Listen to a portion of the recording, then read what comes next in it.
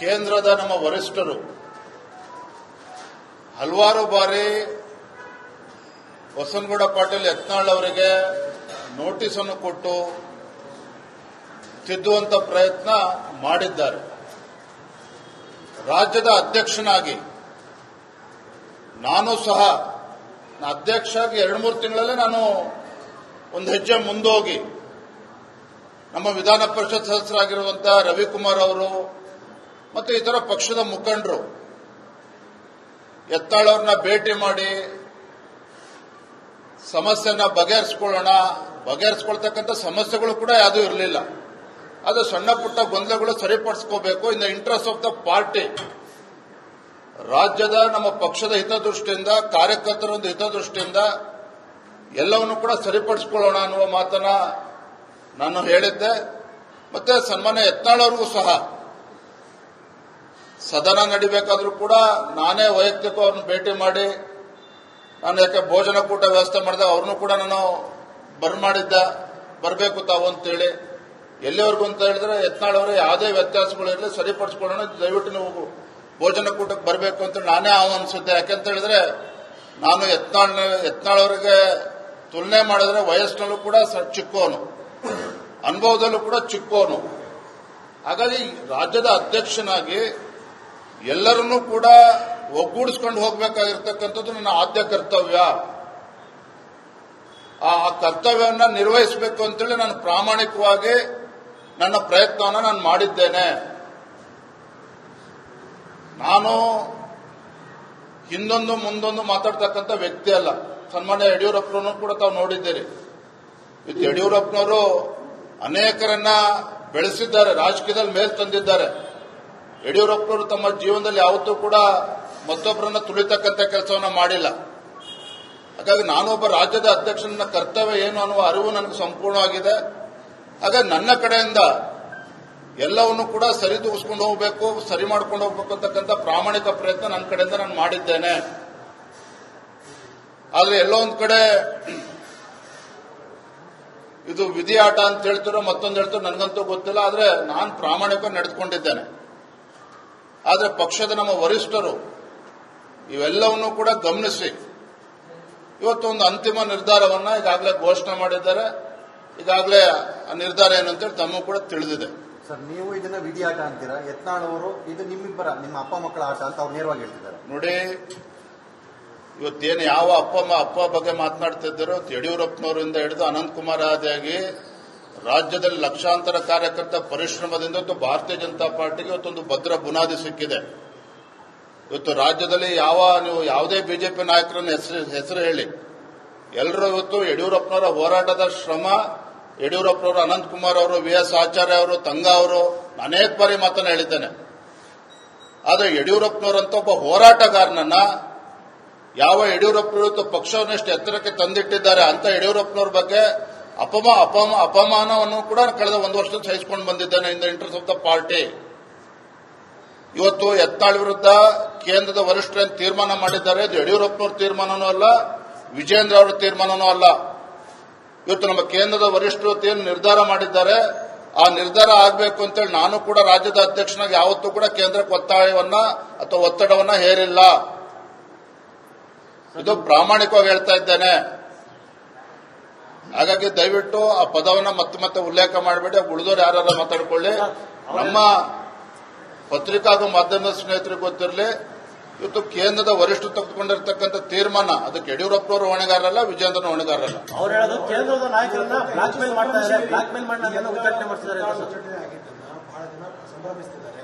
ನಿಮ್ಮನ್ನ ಕೋಟ್ ಮಾಡಿದ್ರೆ ನೀವು ಬಹಳ ಸಂಭ್ರಮಿಸ್ತಿದ್ರಿ. ಅವ್ರಿಗಿದ್ದಂತ ಅಡ್ಡಿ ಎಲ್ಲೋ ಪರಿಹಾರ. ಯತ್ನಾಳ್ ಅವರ ಉಚ್ಚಾಟನೆ ಸಂಭ್ರಮಿಸತಕ್ಕಂಥ ಪ್ರಶ್ನೆ ಉದ್ಭವ ಆಗೋದಿಲ್ಲ. ಅಂತ ಮನಸ್ಥಿತಿ ನನಗೆ ಇದ್ದಿದ್ದೇ ಆದ್ರೆ ರಾಜ್ಯದ ಅಧ್ಯಕ್ಷನಾಗಿ ಮುಂದುವರಿಯೋದಕ್ಕೆ ನಾನೇ ಹೇಳ್ಬಿಡ್ತೇನೆ. ಇವತ್ತು ಭಾರತೀಯ ಜನತಾ ಪಾರ್ಟಿ ಯಾವತ್ತೂ ಕೂಡ ಸ್ವಂತ ಶಕ್ತಿ ಮೇಲೆ ಅಧಿಕಾರಕ್ಕೆ ಬಂದಿಲ್ಲ. ನನ್ನ ಮುಂದೆ ಇರತಕ್ಕಂಥ ಗುರಿ ಇವತ್ತು ರಾಜ್ಯದ ಮುಖ್ಯಮಂತ್ರಿ ಆಗಬೇಕು ಅಂತ ಹೊರಟಿಲ್ಲ. ನನಗೆ ಪಕ್ಷದ ವರಿಷ್ಠರು ಕೊಟ್ಟಿರತಕ್ಕಂಥ ಜವಾಬ್ದಾರಿ ರಾಜ್ಯದಲ್ಲಿ ಭಾರತೀಯ ಜನತಾ ಪಾರ್ಟಿ ತನ್ನ ಸ್ವಂತ ಶಕ್ತಿಯ ಮೇಲೆ, ಮತ್ತೊಮ್ಮೆ ಹೇಳ್ತಾನೆ, ರಾಜ್ಯದಲ್ಲಿ ಭಾರತೀಯ ಜನತಾ ಪಾರ್ಟಿ ತನ್ನ ಸ್ವಂತ ಬಲದ ಮೇಲೆ ರಾಜ್ಯದಲ್ಲಿ ಅಧಿಕಾರಕ್ಕೆ ಬರಬೇಕು ಅಂತೇಳಿ ನನಗೆ ಪಕ್ಷದ ಜವಾಬ್ದಾರಿಯನ್ನು ಕೊಟ್ಟಿದ್ದಾರೆ ಹೊರತು ಮುಖ್ಯಮಂತ್ರಿ ಆಗಬೇಕು ಮತ್ತೊಂದು ಅಲ್ಲ. ಹಾಗಾಗಿ ನಾನು ನಮ್ಮೆಲ್ಲ ಮಾಧ್ಯಮ ಸ್ನೇಹಿತರ ಮೂಲಕ ನಮ್ಮ ಪಕ್ಷದ ಕಾರ್ಯಕರ್ತರಲ್ಲಿ ನಾನು ತಿಳಿಸ್ತಕ್ಕಂಥದ್ದಿಷ್ಟೇ, ಯಾವುದೇ ಇದರಲ್ಲಿ ಯಾರು ಕೂಡ ಇದರಲ್ಲಿ ಇಲ್ಲ. ಇವತ್ತು ಪಕ್ಷದ ವರಿಷ್ಠರು ಎಲ್ಲವನ್ನು ಕೂಡ ಸಾಕಷ್ಟು ಸಮಯ ಕಾದಿದ್ದಾರೆ.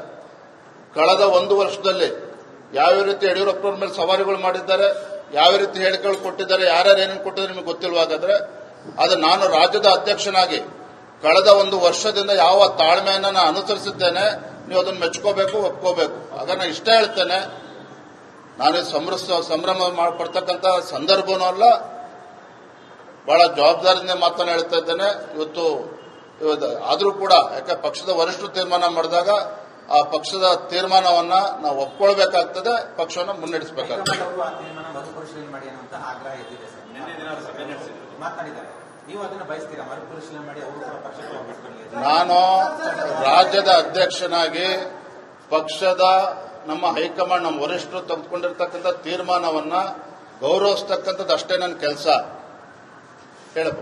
ಸರ್, ಇದ್ರ ಜೊತೆಗೆ ಯತ್ನಾಳ್ ಅವರು ನಾನು ಮತ್ತೆ ಬಿಜೆಪಿ ಹೊರಡುತ್ತೇನೆ 2025 ನಾನು ಎಲ್ಲಿದೆ ಇದನ್ನು ತಾವೇ ಯಾವ ರೀತಿ ನೋಡ್ತೀವಿ ಸರ್? ಅಂದ್ರೆ ಅವರು ನಾನು ಮನವಿ ಮಾಡಲ್ಲ, ಮನವಿ ಮಾಡ್ತಾರೆ, ಕನ್ಸಿಡರ್ ಮಾಡ್ಬೇಕಂತ ತಾವು ಹೇಳ್ತೀರಾ? ಒಂದ್ ವೇಳೆ ಏನಾದ್ರು ಕೂಡ ನೋಡ್ರಿ, ಇದೆಲ್ಲವೂ ಕೂಡ ಪಕ್ಷದ ಹೈಕಮಾಂಡ್. ನಾ ಇದ್ರ ಬಗ್ಗೆ ಅಭಿಪ್ರಾಯನೂ ಕೊಡೋದಕ್ಕೆ ಹೋಗೋದಿಲ್ಲ, ಅದ್ರ ಬಗ್ಗೆ ಏನು ಹೇಳೋದಕ್ಕೆ ಹೋಗೋದಿಲ್ಲ.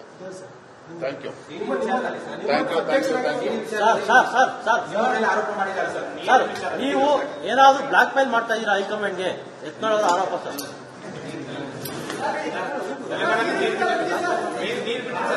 ಕೇಂದ್ರದ ನಮ್ಮ ವರಿಷ್ಠರು ಹಲವಾರು ಬಾರಿ ಬಸನಗೌಡ ಪಾಟೀಲ್ ಯತ್ನಾಳ್ ಅವರಿಗೆ ನೋಟಿಸ್ ಅನ್ನು ಕೊಟ್ಟು ತಿದ್ದುವಂತ ಪ್ರಯತ್ನ ಮಾಡಿದ್ದಾರೆ. ರಾಜ್ಯದ ಅಧ್ಯಕ್ಷನಾಗಿ ನಾನು ಸಹ ಅಧ್ಯಕ್ಷರಾಗಿ 2-3 ತಿಂಗಳಲ್ಲೇ ನಾನು ಒಂದು ಹೆಜ್ಜೆ ಮುಂದೋಗಿ ನಮ್ಮ ವಿಧಾನ ಪರಿಷತ್ ಸದಸ್ಯರಾಗಿರುವಂತಹ ರವಿಕುಮಾರ್ ಅವರು ಮತ್ತು ಇತರ ಪಕ್ಷದ ಮುಖಂಡರು ಯತ್ನಾಳ್ ಅವ್ರನ್ನ ಭೇಟಿ ಮಾಡಿ ಸಮಸ್ಯೆನ ಬಗೆಹರಿಸ್ಕೊಳ್ತಕ್ಕಂಥ ಸಮಸ್ಯೆಗಳು ಕೂಡ ಯಾವುದೂ ಇರಲಿಲ್ಲ. ಅದು ಸಣ್ಣ ಪುಟ್ಟ ಗೊಂದಲಗಳು ಸರಿಪಡಿಸ್ಕೋಬೇಕು in the interest of the party. ರಾಜ್ಯದ ನಮ್ಮ ಪಕ್ಷದ ಹಿತದೃಷ್ಟಿಯಿಂದ, ಕಾರ್ಯಕರ್ತರ ಒಂದು ಹಿತದೃಷ್ಟಿಯಿಂದ ಎಲ್ಲವನ್ನು ಕೂಡ ಸರಿಪಡಿಸಿಕೊಳ್ಳೋಣ ಅನ್ನುವ ಮಾತನ್ನ ನಾನು ಹೇಳಿದ್ದೆ. ಮತ್ತೆ ಸನ್ಮಾನ್ಯ ಯತ್ನಾಳ್ ಅವ್ರಿಗೂ ಸಹ ಸದನ ನಡಿಬೇಕಾದ್ರೂ ಕೂಡ ನಾನೇ ವೈಯಕ್ತಿಕ ಅವ್ರನ್ನ ಭೇಟಿ ಮಾಡಿ, ನಾನು ಯಾಕೆ ಭೋಜನ ಕೂಟ ವ್ಯವಸ್ಥೆ ಮಾಡಿದಾಗ ಅವ್ರನ್ನೂ ಕೂಡ ನಾನು ಬರಬೇಕು ತಾವು ಅಂತೇಳಿ. ಎಲ್ಲಿವರೆಗೂ ಅಂತ ಹೇಳಿದ್ರೆ ಯತ್ನಾಳ್ ಅವರೇ ಯಾವುದೇ ವ್ಯತ್ಯಾಸಗಳಿರಲಿ ಸರಿಪಡಿಸ್ಕೊಳ್ಳೋಣ, ದಯವಿಟ್ಟು ನೀವು ಭೋಜನ ಕೂಟಕ್ಕೆ ಬರಬೇಕು ಅಂತ ನಾನೇ ಆಹ್ವಾನಿಸಿದ್ದೆ. ಯಾಕೆಂತ ಹೇಳಿದ್ರೆ ನಾನು ಯತ್ನಾಳ್ ಅವರಿಗೆ ತುಲನೆ ಮಾಡಿದ್ರೆ ವಯಸ್ಸಿನಲ್ಲೂ ಕೂಡ ಚಿಕ್ಕವನು, ಅನುಭವದಲ್ಲೂ ಕೂಡ ಚಿಕ್ಕವನು. ಹಾಗಾಗಿ ರಾಜ್ಯದ ಅಧ್ಯಕ್ಷನಾಗಿ ಎಲ್ಲರನ್ನೂ ಕೂಡ ಒಗ್ಗೂಡಿಸ್ಕೊಂಡು ಹೋಗಬೇಕಾಗಿರ್ತಕ್ಕಂಥದ್ದು ನನ್ನ ಆದ್ಯ ಕರ್ತವ್ಯ. ಆ ಕರ್ತವ್ಯವನ್ನು ನಿರ್ವಹಿಸಬೇಕು ಅಂತೇಳಿ ನಾನು ಪ್ರಾಮಾಣಿಕವಾಗಿ ನನ್ನ ಪ್ರಯತ್ನವನ್ನು ನಾನು ಮಾಡಿದ್ದೇನೆ. ನಾನು ಹಿಂದೊಂದು ಮುಂದೊಂದು ಮಾತಾಡ್ತಕ್ಕಂಥ ವ್ಯಕ್ತಿ ಅಲ್ಲ. ಸನ್ಮಾನ್ಯ ಯಡಿಯೂರಪ್ಪನವರು ಕೂಡ ತಾವು ನೋಡಿದ್ದೀರಿ. ಇದು ಯಡಿಯೂರಪ್ಪನವರು ಅನೇಕರನ್ನ ಬೆಳೆಸಿದ್ದಾರೆ, ರಾಜಕೀಯದಲ್ಲಿ ಮೇಲ್ ತಂದಿದ್ದಾರೆ. ಯಡಿಯೂರಪ್ಪನವರು ತಮ್ಮ ಜೀವನದಲ್ಲಿ ಯಾವತ್ತೂ ಕೂಡ ಮತ್ತೊಬ್ಬರನ್ನ ತುಳಿತಕ್ಕಂಥ ಕೆಲಸವನ್ನ ಮಾಡಿಲ್ಲ. ಹಾಗಾಗಿ ನಾನೊಬ್ಬ ರಾಜ್ಯದ ಅಧ್ಯಕ್ಷನ ಕರ್ತವ್ಯ ಏನು ಅನ್ನುವ ಅರಿವು ನನಗೆ ಸಂಪೂರ್ಣವಾಗಿದೆ. ಹಾಗಾಗಿ ನನ್ನ ಕಡೆಯಿಂದ ಎಲ್ಲವನ್ನು ಕೂಡ ಸರಿದೂಗಿಸ್ಕೊಂಡು ಹೋಗಬೇಕು, ಸರಿ ಮಾಡ್ಕೊಂಡು ಹೋಗ್ಬೇಕು ಅಂತಕ್ಕಂಥ ಪ್ರಾಮಾಣಿಕ ಪ್ರಯತ್ನ ನನ್ನ ಕಡೆಯಿಂದ ನಾನು ಮಾಡಿದ್ದೇನೆ. ಆದ್ರೆ ಎಲ್ಲೋ ಒಂದ್ ಕಡೆ ಇದು ವಿಧಿ ಆಟ ಅಂತ ಹೇಳ್ತಿರೋ ಮತ್ತೊಂದು ಹೇಳ್ತಿರೋ ನನಗಂತೂ ಗೊತ್ತಿಲ್ಲ. ಆದ್ರೆ ನಾನು ಪ್ರಾಮಾಣಿಕವಾಗಿ ನಡೆದುಕೊಂಡಿದ್ದೇನೆ. ಆದ್ರೆ ಪಕ್ಷದ ನಮ್ಮ ವರಿಷ್ಠರು ಇವೆಲ್ಲವನ್ನೂ ಕೂಡ ಗಮನಿಸಿ ಇವತ್ತು ಒಂದು ಅಂತಿಮ ನಿರ್ಧಾರವನ್ನ ಈಗಾಗಲೇ ಘೋಷಣೆ ಮಾಡಿದ್ದಾರೆ. ಈಗಾಗಲೇ ಆ ನಿರ್ಧಾರ ಏನಂತೇಳಿ ತಮಗೂ ಕೂಡ ತಿಳಿದಿದೆ. ಸರ್, ನೀವು ಇದನ್ನ ವಿಧಿ ಆಟ ಅಂತೀರಾ? ಯತ್ನಾಳ್ ಅವರು ಇದು ನಿಮ್ಮ ಅಪ್ಪ ಮಕ್ಕಳ ಆಟ ಅಂತ ಅವ್ರು ನೇರವಾಗಿ ಹೇಳ್ತಿದ್ದಾರೆ. ನೋಡಿ, ಇವತ್ತೇನು ಯಾವ ಅಪ್ಪ ಬಗ್ಗೆ ಮಾತನಾಡ್ತಿದ್ದಾರೋ ಯಡಿಯೂರಪ್ಪನವರಿಂದ ಹಿಡಿದು ಅನಂತಕುಮಾರ್ ಆದಿಯಾಗಿ ರಾಜ್ಯದಲ್ಲಿ ಲಕ್ಷಾಂತರ ಕಾರ್ಯಕರ್ತ ಪರಿಶ್ರಮದಿಂದ ಇವತ್ತು ಭಾರತೀಯ ಜನತಾ ಪಾರ್ಟಿಗೆ ಇವತ್ತೊಂದು ಭದ್ರ ಬುನಾದಿ ಸಿಕ್ಕಿದೆ. ಇವತ್ತು ರಾಜ್ಯದಲ್ಲಿ ನೀವು ಯಾವುದೇ ಬಿಜೆಪಿ ನಾಯಕರನ್ನ ಹೆಸರು ಹೇಳಿ, ಎಲ್ಲರೂ ಇವತ್ತು ಯಡಿಯೂರಪ್ಪನವರ ಹೋರಾಟದ ಶ್ರಮ ಯಡಿಯೂರಪ್ಪನವರು, ಅನಂತಕುಮಾರ್ ಅವರು, VS ಆಚಾರ್ಯ ಅವರು, ತಂಗಾ ಅವರು ಅನೇಕ ಬಾರಿ ಮಾತನ್ನ ಹೇಳಿದ್ದೇನೆ. ಆದರೆ ಯಡಿಯೂರಪ್ಪನವರಂತ ಒಬ್ಬ ಹೋರಾಟಗಾರನನ್ನ ಯಾವ ಯಡಿಯೂರಪ್ಪನವರು ಪಕ್ಷವನ್ನು ಎಷ್ಟು ಎತ್ತರಕ್ಕೆ ತಂದಿಟ್ಟಿದ್ದಾರೆ ಅಂತ ಯಡಿಯೂರಪ್ಪನವ್ರ ಬಗ್ಗೆ ಅಪಮಾನವನ್ನು ಕೂಡ ಕಳೆದ ಒಂದು ವರ್ಷದ ಸಹಿಸಿಕೊಂಡು ಬಂದಿದ್ದೇನೆ ಇನ್ the interest of the party. ಇವತ್ತು ಯತ್ನಾಳ್ ವಿರುದ್ಧ ಕೇಂದ್ರದ ವರಿಷ್ಠರು ತೀರ್ಮಾನ ಮಾಡಿದ್ದಾರೆ. ಇದು ಯಡಿಯೂರಪ್ಪನವ್ರ ತೀರ್ಮಾನನೂ ಅಲ್ಲ, ವಿಜೇಂದ್ರ ಅವರ ತೀರ್ಮಾನನೂ ಅಲ್ಲ. ಇವತ್ತು ನಮ್ಮ ಕೇಂದ್ರದ ವರಿಷ್ಠರು ಏನು ನಿರ್ಧಾರ ಮಾಡಿದ್ದಾರೆ, ಆ ನಿರ್ಧಾರ ಆಗಬೇಕು ಅಂತೇಳಿ ನಾನು ಕೂಡ ರಾಜ್ಯದ ಅಧ್ಯಕ್ಷನಾಗಿ ಯಾವತ್ತೂ ಕೂಡ ಕೇಂದ್ರಕ್ಕೆ ಒತ್ತಾಯವನ್ನ ಅಥವಾ ಒತ್ತಡವನ್ನ ಹೇರಿಲ್ಲ. ಇದು ಪ್ರಾಮಾಣಿಕವಾಗಿ ಹೇಳ್ತಾ ಇದ್ದೇನೆ.